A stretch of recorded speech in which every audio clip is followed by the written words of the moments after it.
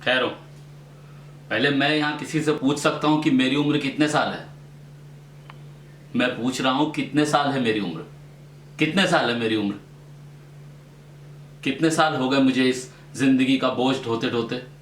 कितने साल लग गए मुझे इस घर की देखरेख करने में? और उस सब के बाद मैं कहाँ पहुंचा हूं? यहां कि आज जो कोई भी चाहे मुझसे उल्टे ढंग से बात करता है, जो कोई भी चाहे मुझसे बदतमीजी से पेश आता है।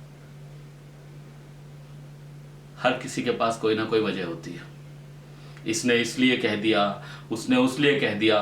मैं पूछता हूं कि मेरी हैसियत क्या है इस घर में? यही कि जो जब चाहे जिस वजह से आकर मुझे कुछ भी सुना दे और मैं चुपचाप सुनता रहूं।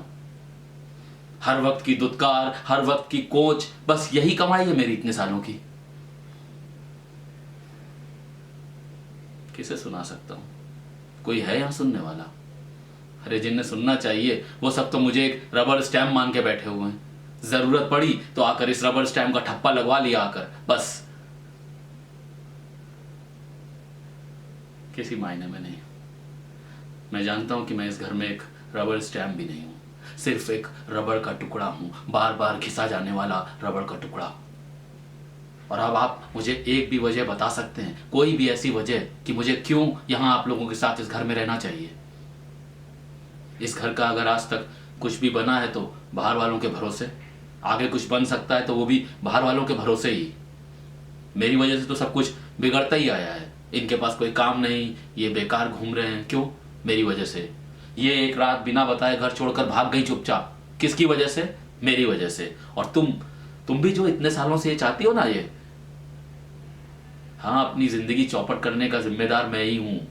तुम्हारी जिंदगी चौपट करने का जिम्मेदार भी मैं ही हूं, और इन सब की जिंदगियां भी मैंने ही चौपट करी हैं। और फिर भी मैं इसी घर से चिपका हुआ हूं, क्योंकि मैं अंदर से आराम तलब हो चुका हूं, घर घुसरा हो गया हूं मैं, मेरी हड्डियों में जंग लग चुका है।